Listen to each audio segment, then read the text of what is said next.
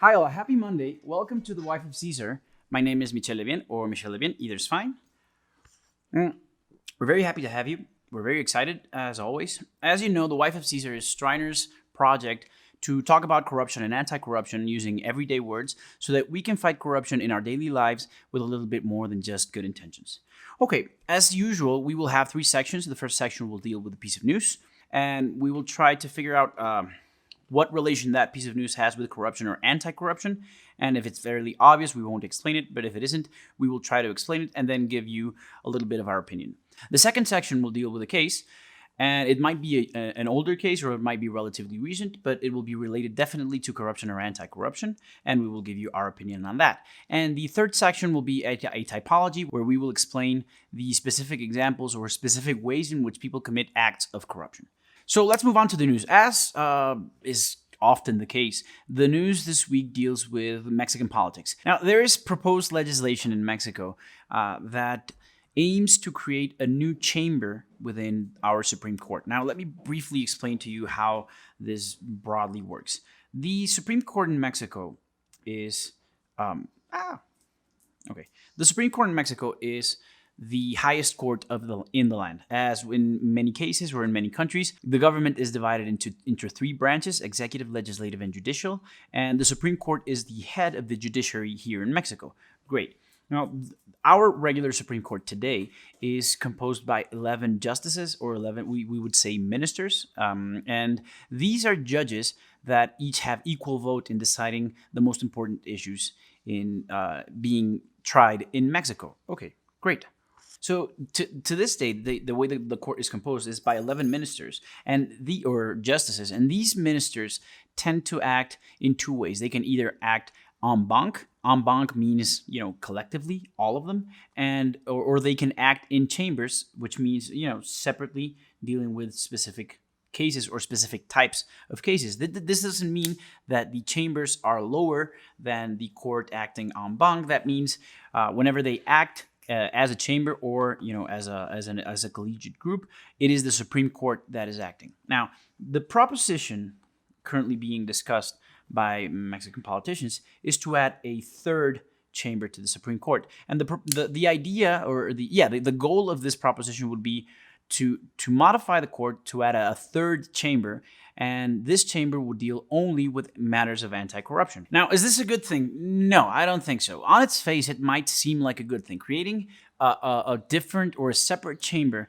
in the highest court of the land dedicated only to matters of anti-corruption, it does seem like a good idea. But as with every situation that might seem suspicious or might seem too good to be true, you need to ask yourself, who benefits? Now, the way the Supreme Court works in Mexico is that the president designates or appoints a candidate to the Supreme Court. Whenever a seat is vacant, the president makes a proposal as to who should replace or occupy that seat. Great. He has already done so in the previous month. You remember when we talked about Justice Esquivel Moza, who is the newest member of the court. Now, does this mean that the president holds power over that justice? Not necessarily. As we discussed in our previous episode, there is a relationship between the president and the new justice or the new minister. That doesn't necessarily mean that the relationship is improper or that conflict of interest might materialize, but we need to be careful because there is a nexus. Okay? Now, be that as it may, that nexus pertains only to one of the ministers. 1 out of 11 is not a lot of power, speaking only by numbers. But if this piece of legislation goes through and the president obtains the power to appoint 5 new ministers or new justices, then he will have a tangible relationship or a tangible nexus to 6 justices out of the entire Supreme Court. Is this a good thing? No, definitely not. Because that nexus being so tangible, that relationship with the president being so evident, essentially gives him and the ruling party undue or improper influence over the court. And that is definitely not a good thing. And to be quite honest, it is actually very, very sad, or at least to us, it's very sad that the president and his ruling party would want to use the good name of anti-corruption efforts to obtain this sort of power. Okay, let's move on to the case. Today we will talk about Fresenius. Fresenius is a company that is in the business of healthcare and manufacturing healthcare supplies, sometimes providing the actual healthcare, various things related to healthcare. And Fresenius has been involved in a bribery scandal very recently, or very recently it has been made public, but the scandal dates back to about 2012. So let me talk a little bit about that. Fresenius is charged with paying bribes to public officials related to healthcare in government so that it can obtain business. Now, the company is German and it is being tried or charged in the US. Now, why is that? That might seem weird, but as we've discussed before, the most countries in the developed world are members of a treaty that obligates them to enact laws that make it illegal for a company to go outside of its country to pay bribes. Okay, so in this case, the US is charging Fresenius with going outside of Germany to pay bribes in countries like Angola, Morocco, Mexico, Spain, different nations. So how come the US gets to do that? Well, it just so happens that Fresenius has securities or, stocks, to think of it in a simple way, that are traded in the New York Stock Exchange. And that by itself gives the US the power, the jurisdiction, to try Fresenius as if it were a US national. Great, so the way it breaks down is this. Fresenius, let's look at the figures for a little bit. Fresenius is being charged with a fine of $232 million US. That fine will be divided, not evenly, that fine will be divided between the United States Department of Justice, or DOJ, and the Securities and Exchange Commission, or SEC. Now, Fresenius will pay, of that fine, Fresenius will pay $84.7 million to the DOJ and the rest to the SEC. Just a quick reminder, the DOJ deals with criminal activity or criminal conduct, and the SEC deals with improper conduct that is not necessarily criminal, but that affects the securities market, the stock market, or it harms the public in that way. This is why they are both acting against the company in this particular case. They claim that Fresenius obtained about $141 million in profits from those bribes, and they are aiming to solve it via a non-prosecution agreement. Now, before, in previous episodes, we've discussed deferred prosecution agreements, or sometimes called DPAs.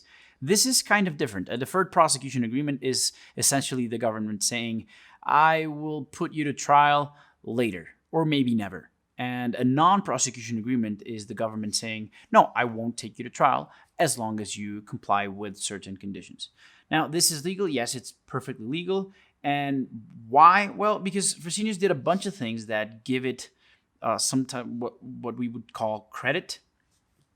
And let's break them down. What Fresenius did is, number one, voluntary disclosure. It is essentially going to the authorities and confessing, saying, mea culpa, I confess that I did this and this and that, or that my company did this and this and that, and we would like to be brought to justice. This might seem a little naive or somewhat idealistic, because why would a company confess and volunteer this information to the authorities if the company hasn't been caught yet? But it has a very pragmatic route. If you volunteer the information, if you disclose voluntarily, then whatever fine you might get will be reduced. You will get a type of discount, a sort of discount on your fines, on your penalty. All right, second thing, cooperation. Now, when a company, so we take off voluntary disclosure, cooperation, when a company is charged with bribery or accused of bribery, it's not enough that it confess. The authorities require that the company cooperate with their investigations. What sort of cooperation? Opening up your books, opening up your records, the actual facilities, making sure that the authorities have contact with third parties which might have been involved in the conduct. So anything that might make the work of the DOJ or of the SEC easier is considered cooperation. When you cooperate, the authorities generally put that into your agreement and give you a hefty credit for that. Essentially, you get a lower fine. Thirdly, Fresenius made sure that it delivered the natural persons involved in the bribery scheme. this is a fine. Let's not make the mistake. Let's not mistake the people for the company. Fresenius was charged as a company, and it is being fined as a company, as a business. But it also has the obligation to deliver to the authorities, the actual physical persons, the actual human beings who paid the bribes. So it did that, and it helped the authorities identify the people who were involved in the crimes. It agreed to have a monitor. A monitor is essentially a supervisor. It is basically someone from the government that will remain at your offices, at your place of business and your facilities, and make sure that everything you do is by the book. So it's kind of like a compliance officer, but it's like a mandatory or a compulsory compliance officer. And this is tricky because it's not someone that works with or within the DOJ. It's not a government employee. The authorities will tell you need to get a monitor. We will find a private firm that will do the monitorship, and you have to pay for it. So Fresenius will have to pay the salaries of the people who are ordered by the authorities to supervise them. And finally, it implemented remedial measures. What are remedial measures? Well, anything that helps the company mitigate the possibility of improper acts, the possibility of further corruption. One example of this is Fresenius fired all of the people that were involved in the bribery scheme and all of the people that should have known and prevented the bribery scheme. These people are gone. Another thing which it did is implement what we know as enhanced due diligence. Enhanced due diligence or regular due diligence means that you make sure that a company or a person with whom you do business is doing things properly. Enhanced due diligence means that you take a deeper look into a person's operations or into a company's operations before you start doing business with them. Another thing that it did as a remedial measure is get rid of any vendor or any third-party contractor that it had used in the past, either to pay bribes or not, but that anyone who was a third party and was related even remotely to the bribery schemes had to go. It also had to implement new policies concerning how they hire independent contractors. So there's a whole host of other remedial measures, but some of them I don't remember, to be honest, and some of them are too tricky to get into. But these are the main ones. By doing all of these things, Fresenius ensures that the penalty that is imposed to it is effective, proportionate, and dissuasive, and essentially that the conduct will stop or will have stopped, and that other people who might be tempted to do something like this will be deterred from doing it.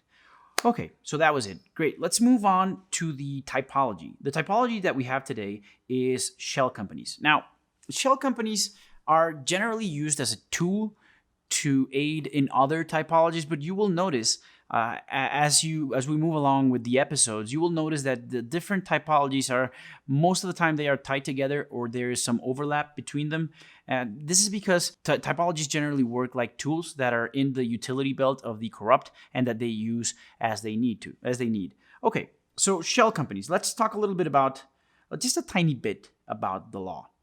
Now, generally, the way people do business is they do business as individuals, as human beings, right? You have either one person or a group of persons or a group of people doing business, and they do business, let's say, with a third party. When you do business like that, it's kind of tricky and it can be a little bit messy because the obligations are to each individual. The rights are, to each individual. And if something goes wrong, then the party with whom they are doing business has to reach out to each of the individuals and, confront them particularly or separately. Another way in which people do business is as companies, right? When we talk about companies, we generally mean corporations. Now, corporations, not to get too geeky, are what we call in law a legal fiction. What's a legal fiction? It is just something that everyone agrees we will pretend is true. So I'll give you an example. In this particular case, every person has legal capacity. Every person has the ability to do business. Every person has a name, has legal personality, and you can do things in the law as humans, right? You have rights and you have obligations. When you get together and you decide to incorporate a company, you are essentially creating a new person, a new fictitious person. We call them legal persons. And the legal fiction in that case is that everyone, every lawyer, every person in the world, we will pretend that legal person is a regular person. Kind of weird, but it works like that because we all pretend that they are real people.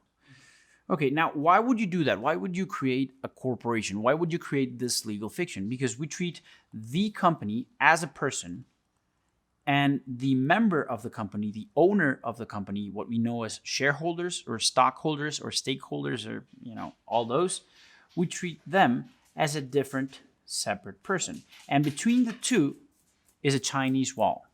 The assets or the personality of the two are held separate, considered separate, because they are two different people. That's the extent of the legal fiction. That's as far as we will go concerning the law. Now, getting back to shell companies, when you use a shell company, what you're doing is you're essentially going through the motions of creating a corporation, a legal person, but the legal person doesn't actually do any of the things that it says it will do.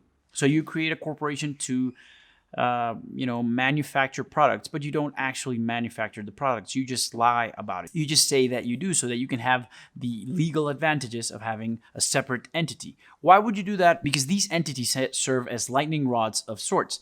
The person, the actual human being, the natural person, is doing dirty deeds, committing crimes, and using the shell company or the legal person to absorb all of the blame, all of the responsibility, all of the legal obligations. And he or she might be behind a veil of anonymity. You remember how we discussed the Panama companies and how Panama corporations can be held by bearer stocks? Well, that's an example of how you would use a shell company. Okay, so that is all for today. Thank you for joining us here at the Wife of Caesar. We had a great time. I hope you have a happy Monday.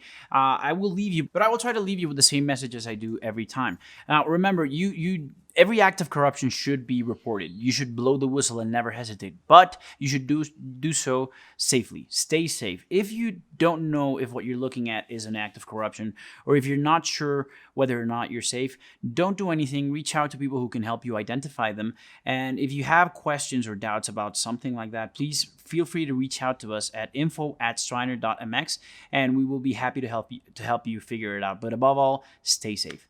Okay, great. So this has been the Wife of Caesar, and thank you very much for watching.